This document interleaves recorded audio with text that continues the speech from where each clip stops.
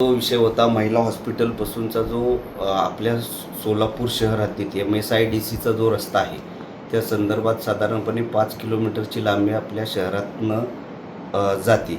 हा रस्ता ज्यावेळेस सुरू करण्यात आला त्यावेळेस महापालिकेला कुठल्याही पद्धतीची विचारपूस न करता या रस्त्याचं कामकाज चालू झालं. कामकाज चालू झाल्यानंतरही त्यांना काही सूचना इथं बोलवून दिल्या होत्या.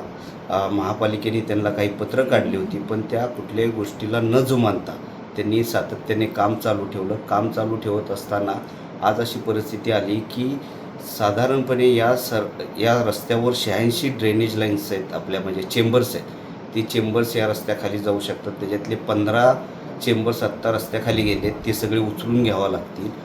याला ॲप्रोच रस्ते जवळपास 26 एक ॲप्रोच रोड आहेत, ते रस्ते खाली गेले आहेत, तेही रस्ते उचलून घ्यावं लागतील. त्या रस्त्यावरचं येणाऱ्या पाण्याची व्यवस्था करावं लागेल.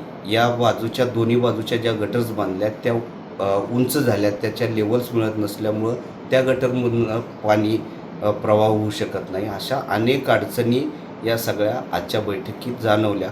सर्व सदस्यांनी त्याच्यात समस्या त्यांचे जे काही जाणवल्या त्या सगळ्या मांडल्या. यानंतर आयुक्तांनी आणि सर्वांनी असा निर्णय घेतला की या संदर्भात तोपर्यंत आपण काम थांबवावं आणि या ज्या सर्व मूलभूत सुविधा आहेत या सर्व पूर्ण कराव्यात. पाण्याला वाट करून देण्यात यावी, ॲप्रोच रोड करून देण्यात यावे. जिथं वेगवेगळ्या ठिकाणावरनं पाणी जात होतं त्या ठिकाणी रस्ता खोदून पाणी 4 ते 5 ठिकाणं अशी की तिथनं क्रॉस ड्रेन घालावं लागेल. त्याही ठिकाणी क्रॉस ड्रेनची व्यवस्था करावी आणि त्यानंतर रस्ता चालू करावा असं आजच्या बैठकीत ठरलं.